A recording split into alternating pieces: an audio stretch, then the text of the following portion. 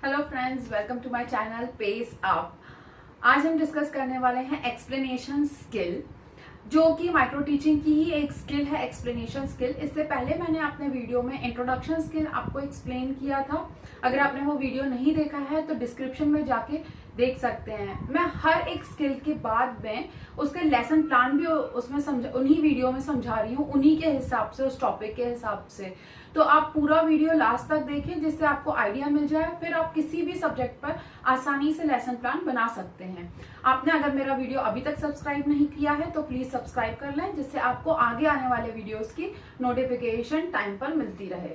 चलिए स्टार्ट करते हैं आज का टॉपिक, एक्सप्लेनेशन स्किल। एक्सप्लेनेशन क्या होता है?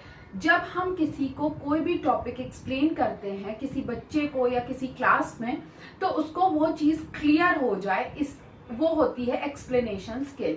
अब उसका एम समझ लेते हैं। To present the content in simplified form in front of the students and make it acquirable is known as explanation skill.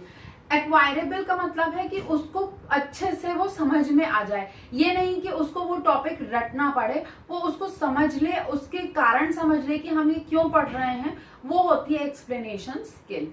अब उसके मेन ऑब्जेक्टिव्स देख लेते हैं। सबसे पहला ऑब्जेक्टिव है to make the topic clear या टू ब्रिंग क्लैरिटी। क्लैरिटी यानी कि आप उसके मन के जो डाउट्स हैं उस टॉपिक के बारे में, जैसे कि वाई, व्हेन, वेयर, उस टाइप के, क्यों हुआ ये, कैसे हुआ, कब हुआ, वो सारे डाउट्स उसके मन से क्लियर हो जाएं, वो होती है टू ब्रिंग क्लैरिटी। नेक्स्ट है टू इंक्रीज रीजनिंग और थिंकिंग पावर। किसी बच्चे की रीजनिंग और थिंकिंग पावर को इंक्रीज करना, यानी अगर आपने कोई टॉपिक उसको पढ़ा दिया, उसमें उसकी डेफिनेशंस बता दी, उसके फॉर्मुलेज बता दिए, लेकिन उसके डाउट्स क्लियर नहीं किए, तो वो टॉपिक रट तो लेगा, लेकिन उसकी थिंकिंग पावर और रीजनिंग पावर इंप्रूव नहीं हो पाएगी।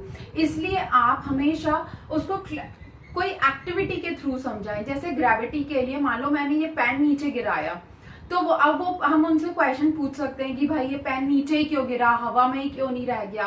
तो इस तरीके से उनके मन के डाउट्स भी क्लियर हो जाएंगे और वो टॉपिक को बहुत अच्छे से समझ भी लेंगे। नेक्स्ट है to develop knowledge about content. वो कंटेंट के बारे में उनका नॉलेज डेवलप होना चाहिए, ना कि वो सिर्फ किताबी ज्ञान रखें जिसमें वो सिर्फ रट्टा मारे और एग्जाम दे ले, पास हो जाए और उनको उसके बारे में फिर कुछ पता ना रहे। अब इसके कुछ कंपोनेंट्स हैं। हर एक जो स्किल है उसके पर्टिकुलर कंपोनेंट्स होते हैं, और जो आपके सुपरवाइजर होते हैं, जब आप माइक्रो टीचिंग का लेसन उनके सामने कंडक्ट करते हो, तो वो उसी के बेसिस पे आपको जज करते हैं कि आपने वो कंपोनेंट्स अपने इसमें लाए हैं या नहीं लाए हैं।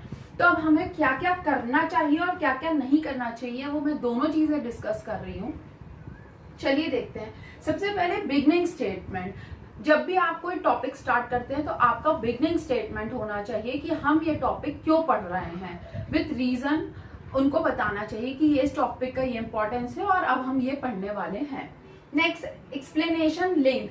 मतलब कि हमें जब हम पढ़ाते हैं तो हमें कुछ ऐसे शब्दों का, जैसे क्योंकि, इसलिए और इंग्लिश में बिकॉज, इन सारे वर्ड्स का यूज करना चाहिए, जिससे उनको क्लैरिटी हो जाए, क्लियर हो जाए कंटेंट की और टॉपिक के बारे में। Frequency in language.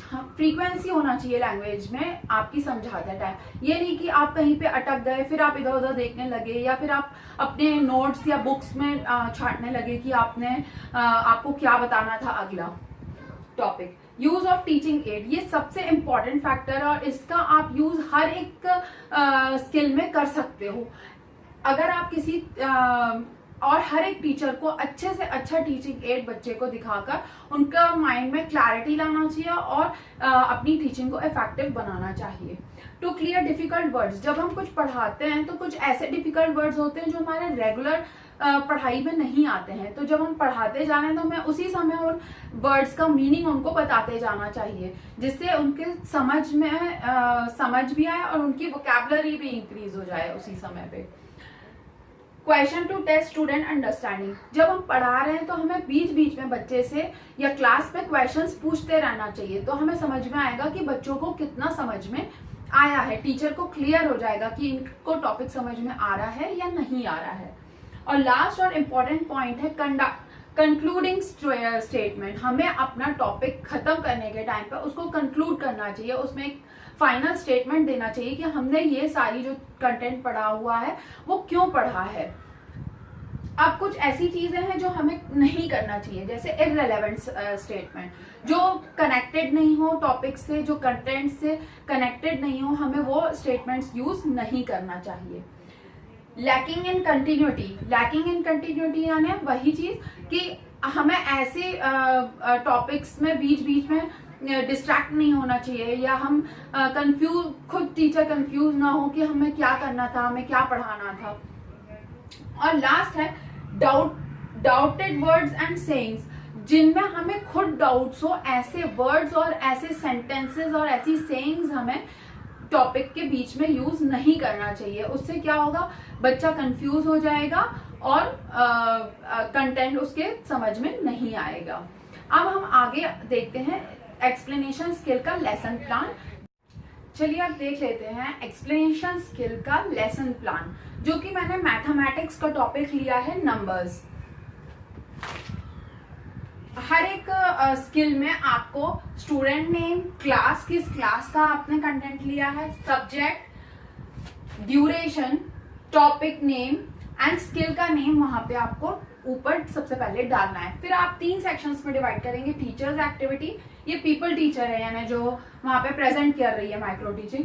Students activity and skill, मैंने यहाँ पे लिया है मैथ का टॉपिक, जहां पे हमें स्क्वायर रूट फाइंड करना है। When we multiply 2 numbers, we get the square of that number, यानी हम जब 2 नंबर्स को मल्टीप्लाई करेंगे तो हमें उसका स्क्वायर मिल जाएगा। तो 25 इज द स्क्वायर ऑफ 5, 25 क्या हुआ, 5 का स्क्वायर है। और हम स्क्वायर रूट को कैसे रिप्रेजेंट करते हैं, उसके साइन को यहाँ पे दिखा दिया है। अब यहाँ पे बच्चे, स्टूडेंट्स लिसन केयरफुली, बहुत ध्यान से सुन रहे हैं और बोर्ड में देख रहे हैं। टीचर की क्या है, क्लैरिटी इन वॉइस है। फिर हमने टू फाइंड स्क्वायर रूट, अब हमने स्क्वायर रूट उनको बताना चालू किया है, तो हमने उनको दोनों मेथड बता दिए हैं। बाय एलसीएम, जहाँ पे हम एलसीएम निकाल के स्क्वायर रूट की वैल्यू 5 निकाल रहे हैं, और सेकंड डिवीजन मेथड से, जहाँ पे डिवीजन करके हम स्क्वायर रूट की वैल्यू 5 निकाल रहे हैं। अगेन स्टूडेंट लिसन केयरफुली, और यहाँ पे क्या है, clear explanation of both the methods, यानी जो भी टॉपिक उन्होंने लिया है टीचर ने, उन्होंने दोनों मेथड को बहुत क्लियरली एक्सप्लेन किया है। तो इस प्रकार अगर आपको ये समझ में आ गया तो आप किसी भी सब्जेक्ट का एक्सप्लेनेशन स्किल पे लेसन प्लान बना सकते हैं। अगर आपने मेरा चैनल अभी तक सब्सक्राइब नहीं किया है तो सब्सक्राइब कर लें, और अगर आपको वीडियो पसंद आया हो तो लाइक जरूर करें। Thank you.